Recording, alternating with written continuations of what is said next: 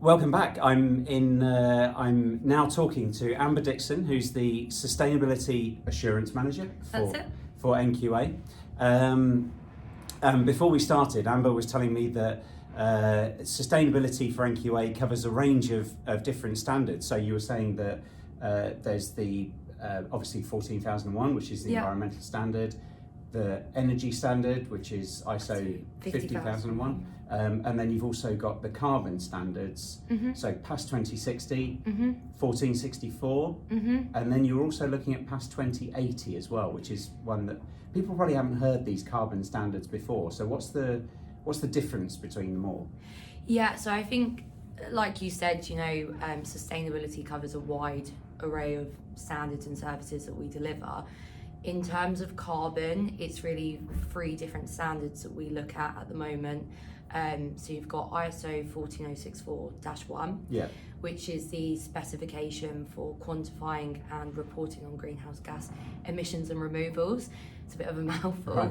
So that's a really prominent standard that's really helpful for a lot of our clients. So that's for our organisations level that want to calculate their carbon footprint and report on it and have that verified. So it lends itself very well to sort of any tender requirements, different regulatory requirements out there as well that are looking for what's your carbon footprint, how are you reducing it.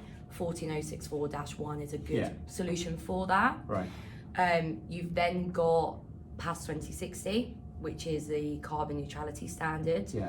So PAS 2060 is really what brought NQA into the sustainability field for us, away from sort of our core service offering. That's how you can demonstrate achieving carbon neutrality and committing to it in a meaningful and robust and responsible way. That is being superseded by a standard called ISO 14068-1. Right. So the ISO at the back end of last year developed a new standard, an ISO standard, which is part of a climate management series. Oh, okay. Part 1 is on carbon neutrality, and that will supersede PAS 2060 by the end of next year. Right. So more ISO dashes to remember. And then the third standard that we mentioned just then was PAS 2080. Yeah. So PAS 2080 is carbon management in buildings and infrastructure. Right. So that's sort of more targeted at that sector. It's a really interesting standard. It's not new, but it had a revision in 2023, which gained a lot of traction to it. There's a lot of players in that sector that are requiring businesses to adhere to and implement PAS 2080. So that one's a lot about looking at the supply chain and how you're sort of being collaborative in the market. Yeah. So just to unpack those a little bit. So PAS 2060 is being superseded by 1468. Yes. And that's happening next year. So for people that have been getting PAS 2060 every year, they would not be able, it's an annual renewal, isn't it? So they would then in 24, 25, 26, in 2026 they would get 1468 instead of PAS 2060. PAS 2060 follows a different sort of structure to general management system standards. Yeah. So rather than sort of a certification cycle of surveillance reset, it's the verification is repeated annually for the consecutive period. So we, NQA ourselves, are looking to deliver that service in 2025. So what that means is our clients that are looking to achieve carbon neutrality this year will do it with PAS 2060. Right. Next year, I would assume that the majority of our clients will want to move over to 14068-1, and we will stop taking applications for that in June, and we'll stop delivering it by December. Right, okay. Yeah. And then it'll be 1468. Yes. So with 1468 then, are you still then looking at the offsetting as well? So you do all of your carbon reporting and then you would offset your residual kind of emissions? Yeah, so ISO 14068-1 is quite closely aligned with ISO 14064-1, and it's got quite a lot of the same principles and practices in it. 14068-1 talks about a hierarchy of how you tackle your carbon emissions. So it weighs in a lot more around removals, which PAS 2060 doesn't at the moment. Yeah. So it talks about removals as an option, and then it talks about reductions and then sort of offsetting sort of subsequent to that. So they are aligned, and PAS 2060 and 14068-1 are setting out to achieve the same thing, but there's some slight differentiations in that. One thing that NQA will do is put together some type of gap analysis documentation so we can support our clients when they're transitioning over. To go through that process. Yeah, absolutely. The question of offsets is interesting because for us it's been problematic in that people don't want to go off and buy offsets from like the UN platform or from the gold standard and all those sorts of things. Is there a way that people can get some kind of verification or some kind of certification without going down the offset route? Yeah, so I think this is where ISO 14064-1 is really critical. Yeah. So PAS 2060, as I mentioned, was really sort of the forefront of NQA's journey with carbon. Yeah. And I think after a period of time, we realised that actually this doesn't fit all of our clients' needs. And that's where we looked for 14064-1. So that's really there for our clients that are wanting to have confidence and credibility behind the numbers that they're putting forward and making claims against, etc., and making informed decisions on without wanting to take the next step of procuring offsets. Yeah. What I would say is that there is a lot of stigma around carbon offsets, absolutely. And I think PAS 2060, if you're going to do it, is the right way to do it. There's criteria in the standard that, it needs to be singly used, kept on a register, all of those types of things, and calls out examples of where that would meet the standard. So that's what our verification team go in and check. But for our clients that aren't, looking to do that, that's where 14064-1 comes in, and the money spent instead of offsetting is often spent on decarbonisation towards then looking at future net zero goals. So there's different options there depending on what the drivers are for the client. Yeah. There's other schemes as well, like there's an airport carbon accreditation scheme. Would NQA ever entertain auditing schemes like that, or is that's not in your bag? Is that just nice to know that they're out there? I think, there's so many different schemes and standards out there. I think one probably comes onto my desk every single week. But that's a good thing because it shows there's a lot of movement and it's a growth area. I think, we try and see what the demand is for our clients, what fits, what feels comfortable as to, NQA's sort of position. And it's something that we'll ongoingly review. We've kept an eye on things like the airport schemes, and there's different incentives and bits going on, and that's just something that we continually monitor and manage. But fascinating stuff from Amber Dixon here about carbon. No, I'm intrigued because it's definitely a key sort of area. All the ISO standards have changed. They're now asking the question about climate change as well, and although that question isn't specifically saying go and get carbon, that is a natural kind of assumption by some people. That behaviour. It's kind of pushing people towards it as well, I guess. What's the number? By customer volume, what's the growth been like over the last sort of few years? Is it like going through the roof, or what's it look like? I mean, the growth is huge. The amount of interest that we have is high. We're having a lot of conversations with people where we're trying to put people on a journey. You might have seen, we spend a lot of time working on the tools and resources that we provide, the training that we deliver as well, so that I think we try and acknowledge that not everyone is here just yet, but we're trying to lead them on a path towards it. But the numbers going up and up every year. Our team's growing, the amount of verifiers that we have is growing. And it's been really positive, so on the up. Superb. And then and that fits as well. I mean, we're talking about carbon like PAS 2060, PAS 2080, 1468, so on. But there's the other standards as well. So all of the standards now ask the question about climate change, but actually we shouldn't forget 14,001, 50,001.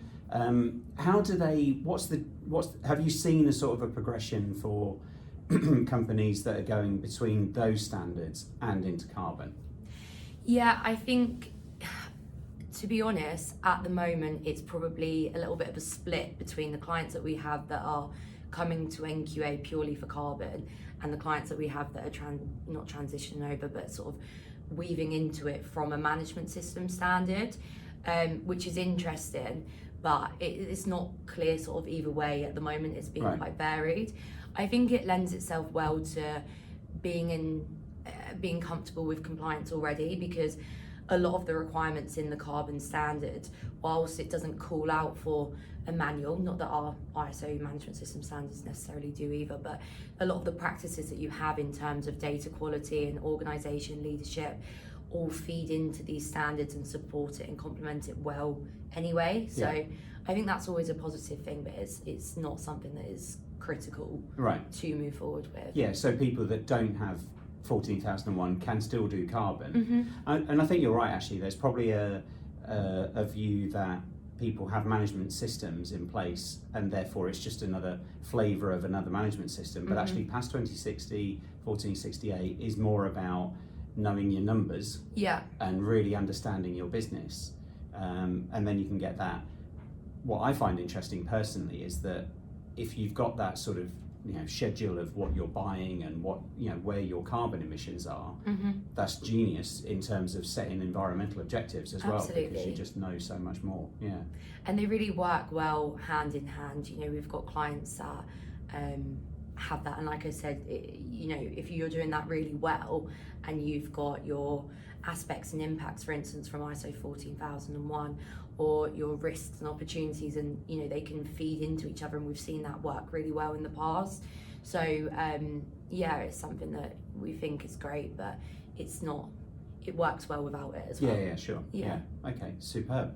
Now there's I asked Laura Fletcher the question earlier about other sort of sustainability standards as well, and one that's kind of popped up in the last couple of years is the whole sustainability in events standard. Is NQA working on that one? Yeah, so we work with a standard called ISO 20121. So the standard was actually created back in 2012 around the London Olympics. Right. So it's a really interesting standard, I think, anyway. And it was revised I think it was in April this year. Right. Certainly around that point. We've definitely seen an uptake in interest around that standard, which is exciting, which is good to see.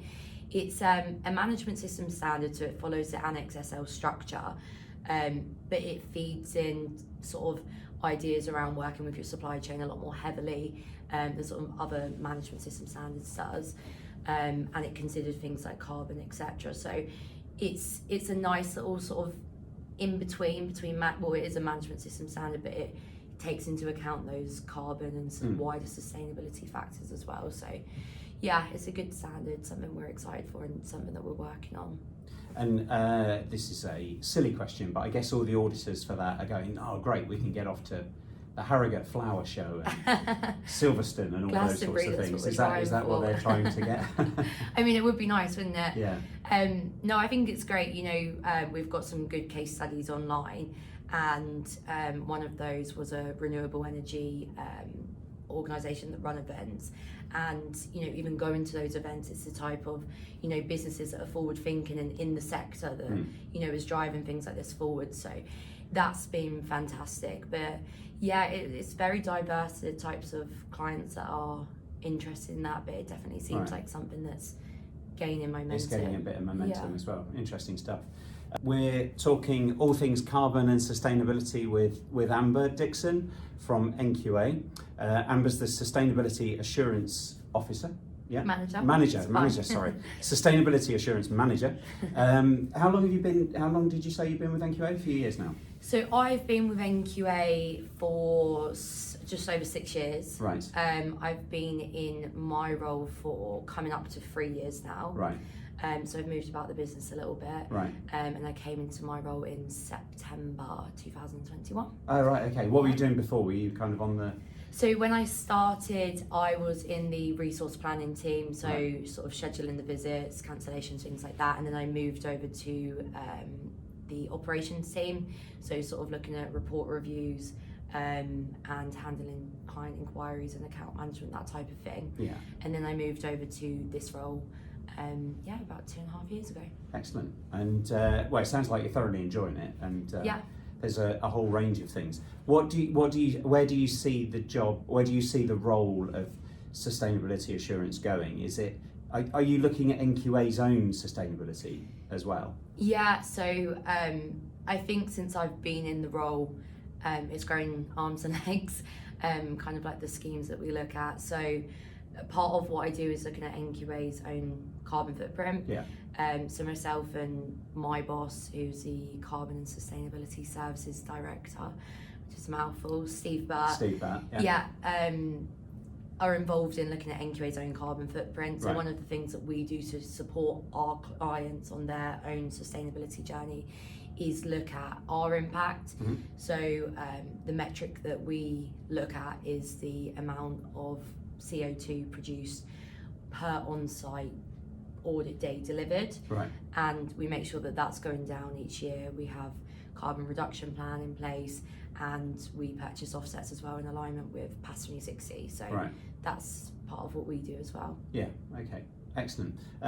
Well, that's a really varied kind of mix then, isn't it? Because you're kind of doing it and you're then helping people to audit it as well. Have you got metrics about what's been the impact? Have you done like an impact analysis of your sustainability program? Have you looked at how many tons of carbon that all of your clients have saved? So we're actually in the process now of just completing our 2023 data period, and wrapping that up. So like I said, we measure on how many tons of CO2 that we're saving each year on our audit days delivered on site. Yeah. We do have that. I don't have it off the top of my head. I knew that was going to be a mean question. Tell you. No, it's all right. Don't worry about it. I can get that for you, and I can tell it's something that will be published on our website as well. Yeah. But we're in the process of completing that for 2023. But it has gone down, and we're continually going down. Yeah. From an absolute basis, we have to consider that our headcount is growing, that we're growing as a business. But we're looking to become, more carbon efficient on our intensity basis. And I guess things like the remote auditing, so you're cutting travel. Because that's always the big thing with audits, isn't it? Is travel. Mm-hmm. Is and especially you could be stuck. You could be in Hartlepool one day and then Cardiff the next, and you've just got no choice. The guy's got to go, sort of thing. So and I think it's 2023. Looking at that data period has been interesting because it's probably the first year where TPS 74 was really put into place, which is around how we manage our remote and on-site visits. So it's meant that we're probably more on site than we were in the years prior. Mm-hmm.